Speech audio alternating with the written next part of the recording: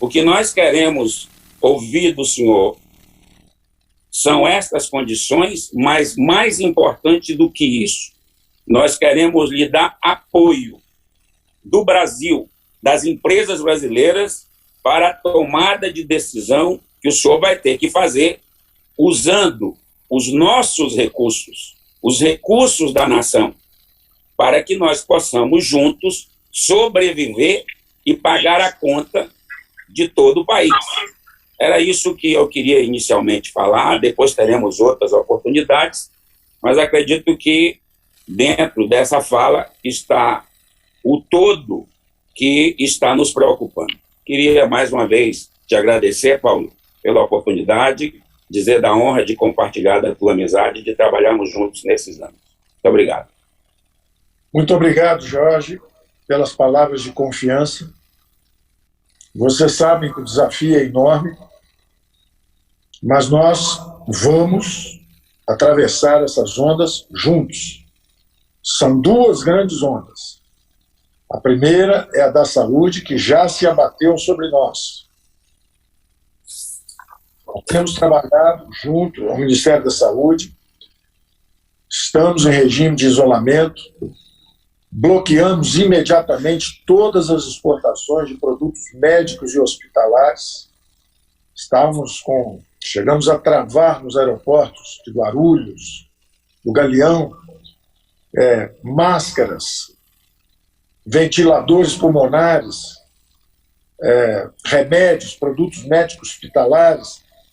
Bloqueamos toda a saída de recursos médicos hospitalares e, ao mesmo tempo, levamos a zero todas as alíquotas de importação sobre esses mesmos produtos médicos hospitalares. Hoje de manhã conversávamos com um amigo na Inglaterra que criou o passaporte de imunidade. Ele faz 40 milhões de testes, ele coloca disponíveis para nós brasileiros 40 milhões de testes por mês. 40 milhões de testes por mês. Já mandei para o ministro Mandetta, já mandei para o chefe da Casa Civil, Braga Neto, já mandei para o presidente Bolsonaro, a comunicação. São 40 milhões de testes por mês, ou seja, você tem um passaporte da imunidade. Você fez o teste, você está positivo, você pode circular. Você fez o teste, você está negativo, você tem que ir para casa. Veja bem, isso não é agora. Agora nós estamos em isolamento. Nós já estamos planejando uma saída. Eu não mandei link para ninguém. Sair lá na frente Deve ter. do regime de isolamento. Então, primeiro, nós estamos nessa primeira onda. Para atravessar essa primeira onda, nós estamos sob a coordenação... Eu posso falar na reunião? Estamos sob a coordenação do Mandetta e isolamento social. E o presidente já avisou, lá na frente vem uma segunda onda, que é econômica, e nós vamos ter que furar a segunda também. Então, Ministro, eu queria só fazer um pedido.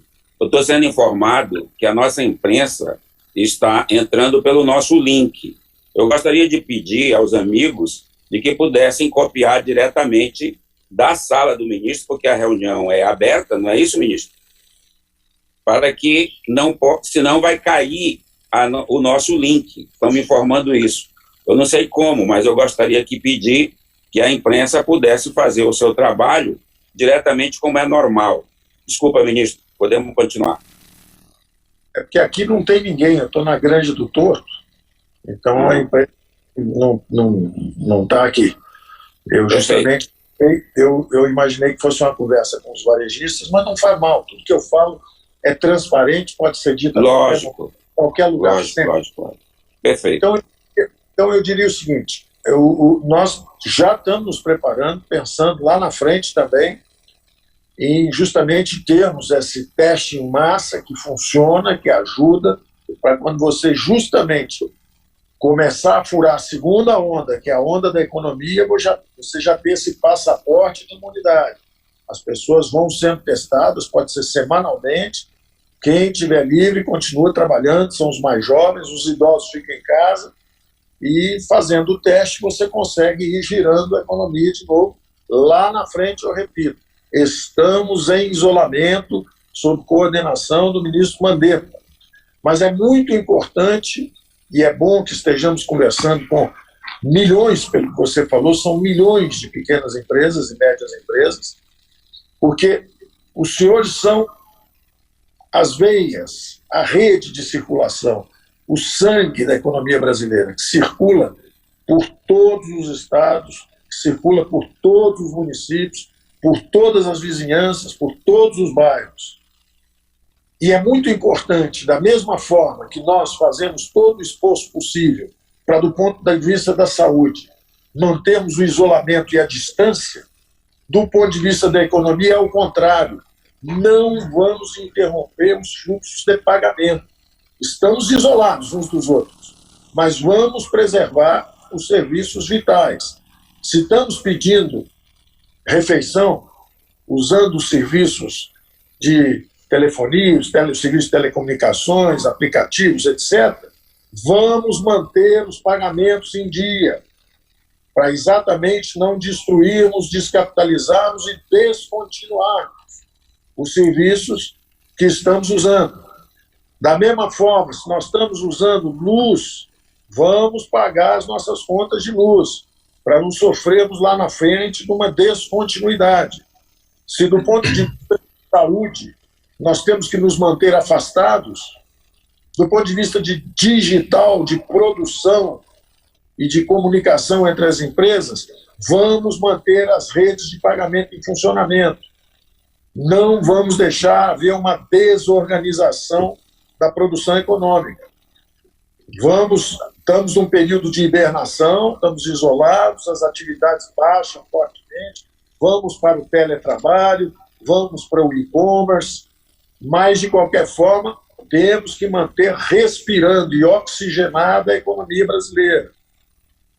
É importante isso, não podemos cair na atração fatal do calote, da falta de pagamentos, do de ninguém paga ninguém, do vale tudo, porque isso acaba descontinuando a rede de produção nacional. É muito importante isso. Podemos renegociar um aluguel, podemos renegociar um salário, podemos renegociar tudo, mas não podemos desorganizar a rede de pagamentos. É importante isso.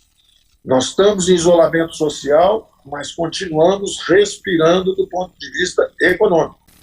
Reduzimos ao máximo a nossa produção, estamos mantendo só as atividades essenciais, estamos com a maior safra agrícola da história.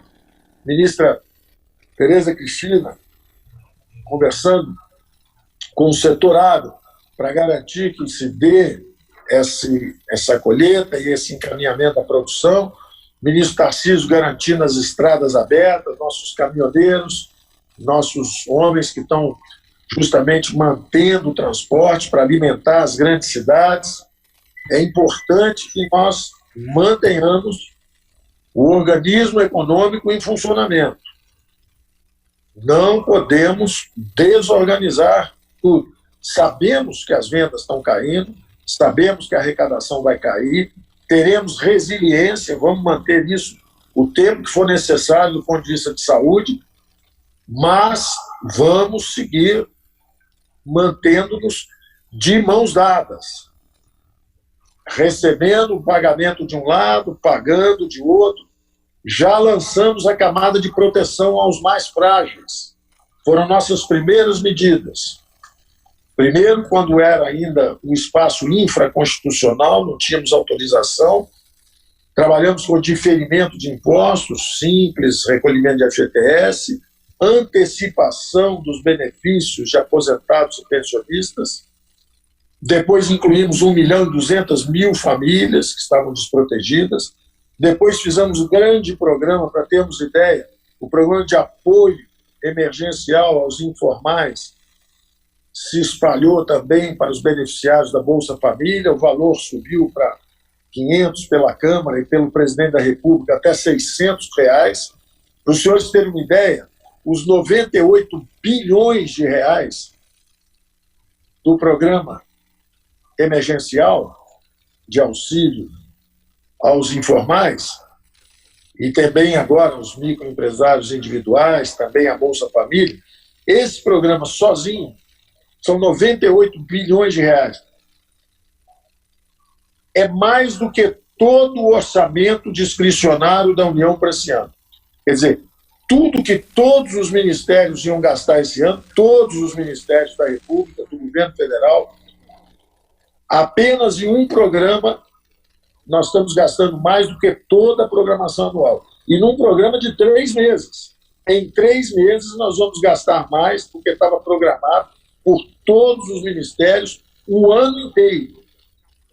Então, é importante os senhores terem noção que, ao contrário de quem faz política, numa hora dramática feito essa, de aperto e ameaça sobre a saúde brasileira, ao contrário de oportunismo político que possa estar ocorrendo, a verdade é que em pouco mais de 3 semanas e meia, nós já estamos com mais de 800 bilhões de reais girando na economia para os próximos 3 meses.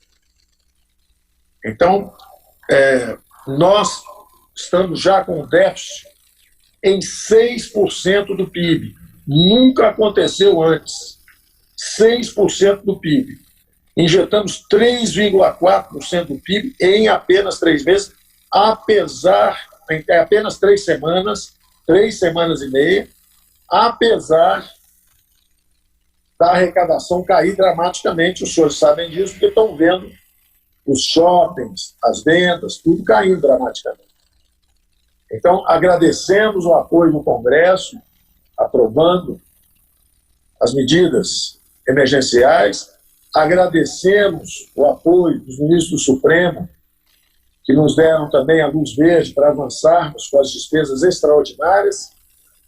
Trocamos o nosso eixo de atuação. O nosso eixo de atuação eram as reformas estruturantes, que já estavam botando o Brasil na pista. O Brasil já estava decolando. Eu tenho repetido isso. Já estávamos crescendo a um ritmo acima de 2,4%, de acordo com a arrecadação. E trocamos esse eixo de reformas estruturantes para o eixo de medidas emergenciais. Medidas emergenciais que confirmam as diretrizes do nosso pacto federativo. Se os senhores observarem, o protocolo da crise está sendo seguido. Os presidentes de poderes se entendendo, o apoio do Supremo, o apoio do Congresso, o presidente da República, o presidente da Câmara e do Senado se encontraram nos últimos 3, 4 semanas para conversar sobre isso, ou seja, o Pacto Federativo criava a rotina de entendimento no Conselho Fiscal da República. Então, o que está sendo criado agora na crise, de gestão de crise, isso já seria a nossa rotina dentro do Conselho Fiscal da República. Da mesma forma, o Mais Brasil, a descentralização de recursos de estados e municípios, indicam também o acerto do programa presidencial, que era justamente mais recursos para estados e municípios, porque o dinheiro tem que ir onde o povo está. Os senhores sabem disso. Milhões de pequenos empresários no Brasil inteiro, os senhores sabem que é na cidade que o povo vive. O povo não vive em Brasília. O dinheiro tem que sair de Brasília. Se já tivesse o dinheiro nos estados e municípios, todos os entes da federação já estariam mais fortalecidos. Todo esse combate contra o vírus já estaria num estágio muito mais avançado. Nós tínhamos programado transferir 450 bilhões de reais para estados e municípios nos próximos 8 anos. Pois bem, nós liberamos quase o dobro disso em 3 meses. E queremos que esse dinheiro desça para estados e municípios. Quando você reduz recolhimento compulsório, você liberta uma torrente de recursos para o sistema bancário. Se o sistema bancário, o dinheiro está empossando no sistema bancário, e nós sabemos que é assim, acontece sempre, nós agora estamos focalizando esses empréstimos. Então o Banco Central, nos primeiros momentos, liberou 200 bilhões até 300 bilhões. Começou com 200, me diz o presidente do Banco Central agora que já pode chegar a 300. Só que isso está empossado no sistema financeiro. Então nós agora estamos entrando já direto, com dinheiro na veia. São 40 bilhões no início, é pouco, mas começou, e nós vamos dobrar e vamos continuar expandindo isso. Agora o dinheiro é na veia, já é para o pagamento da folha. Os empresários que quiserem manter o emprego, são 2, 3 meses, não sabemos quanto tempo vai ser isso, mas durante esse tempo, pelo menos 3 meses, nós garantimos, com 2 movimentos. Primeiro, 51 bilhões no programa de suplementação salarial. E segundo, mais 40 bilhões no FOPAS, que a gente chama, que é o Folha de Pagamento de Salários, que é um crédito focalizado. Então, é como se fosse uma pequena empresa, uma média empresa, e isso vale para empresas de até 10 milhões de faturamento. Nós vamos ter que, quando dobrarmos isso, nós vamos ter que aí sim incluir as empresas até 100, 200 ou 300 milhões, que é o próximo movimento que faremos. Mas o primeiro movimento nosso sempre foi para os mais frágeis. Primeiro para os aposentados e pensionistas, depois nós fomos para a Bolsa Família, para os informais, como eu disse, com 98 bilhões de reais, mais do que os 95 bilhões programados para gastos esse ano em todo o governo. Quando nós somamos tudo isso, dinheiros diferentes, alguns de crédito, 300 bilhões do Banco Central, 100 bilhões da Caixa Econômica Federal, 50 bilhões do BNDES, só aí já são quase 550 bilhões de reais. E aí vamos para os programas sociais, 300 bilhões de reais. 3,6% do PIB. 100 bilhões nesse programa de proteção aos informais, 51 bilhões para as pequenas e médias empresas que quiserem manter os empregos. Então, se você quiser manter o emprego do seu funcionário, você renegocia o salário. O que você cortou do salário, reduziu na negociação com ele, nós complementamos. Então, se ele ganhava 100, vai ganhar 70, nós damos os 30. Ele vai continuar ganhando 100. E se você não tem dinheiro nem para pagar os 70, entra exatamente o FOPAS, a folha de pagamento de salários. Ou seja, nós complementamos o salário. Você, pequena empresa, quer manter a turma aí 2, 3 meses, enquanto passa esse momento da primeira onda da saúde. Você quer manter o emprego desse seu funcionário, quer manter a empresa respirando, reduziu a jornada de trabalho para 50%, para 70%, o restaurante está funcionando de manhã só para servir entrega de almoço, e ele não está aberto, porque justamente as pessoas não estão vindo almoçar, então você teve que reduzir a jornada de trabalho pela metade. Nós complementamos o trabalho, e essa metade, você está sem fluxo de caixa para pagar, nós te damos o crédito. Já vai direto para o bolso do funcionário. Então, a empresa que mantiver o emprego, nós complementamos o salário, e, por outro lado, nós damos o crédito até para o empresário pagar também a sua parte. Então, estamos tentando ao máximo que esse dinheiro chegue. Os projetos vão ser mais e mais focalizados. Nós já aprendemos que, liberando só o compulsório, o dinheiro empossa mesmo. Os bancos são conservadores. Os bancos querem preservar a liquidez para garantir os depositantes. Todas as pessoas que têm dinheiro nos bancos têm que saber que o banco tá ali com os recursos disponíveis. Mas, ao mesmo tempo, essa precaução, se é boa para a garantia dos depositantes, é ameaçadora para o giro da atividade econômica. Então, nós precisamos garantir que esse dinheiro chegue na ponta. E nós vamos garantir que estamos aprofundando os programas e focalizando cada vez mais para a manutenção do emprego. Então, é muito importante isso. Eu quero enfatizar que nós consultamos mais de 190 associações. O nosso secretário de Produtividade e Emprego, Carlos da Costa, manteve uma rotina de entendimento com todos os setores, mais de 190 setores. Esses 190 setores encaminharam, pelo menos 100 encaminharam pleitos, 109 exatamente. Esses 109 que encaminharam pleitos, encaminharam em média 7 pleitos, ou seja, dava aí uns 700 e tantos pleitos. nós classificamos, porque esses pleitos eram, por exemplo, alguns setores diziam, nos dê o direito de férias coletivas já. Outros diziam, podemos antecipar as férias individuais? Então, quando você agregava, na verdade, esses 700 e tantos pleitos podem ser reduzidos a 80 pleitos. Porque se um está pedindo antecipação de férias individual, o outro férias coletivas, isso tudo aí é relativo à antecipação de férias. Então, você acaba reduzindo esses 700 e tantos pleitos a 80 pleitos. Desses 80, nós percebemos também que são de 4 naturezas. Alguns são creditícios, então exatamente essa nossa conversa sobre o dinheiro não chegar na conta, e nós vamos aprofundar, até por inspiração do nosso ministro, nosso ministro honorário, nosso Guilherme Afif, né, que é uma figura que defende já o pequeno negócio, o pequeno empreendedor, a livre iniciativa há décadas. E o Afif dizia, olha, nós precisamos ampliar a função dos fundos seguradores.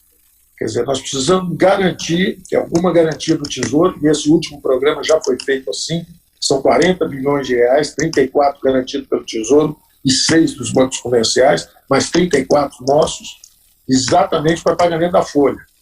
Ou seja, correndo o risco de perder mesmo. Mas é um fundo garantidor. E vamos acionar também o FGI, que é o Fundo Garantidor de Investimentos, ele vai virar um fundo garantidor de empréstimos para a manutenção dos empregos. Vamos também acionar o SEBRAE, que tem também capacidade de empréstimo, o FAMPS, que é o Fundo de Apoio à Micro e à Pequena Empresa. Então nós vamos aprofundar isso, precisamos dessa conversa com os senhores, porque só vamos saber se a coisa está andando conversando com os senhores, porque os senhores é que estão no fronte de batalha. Paulo,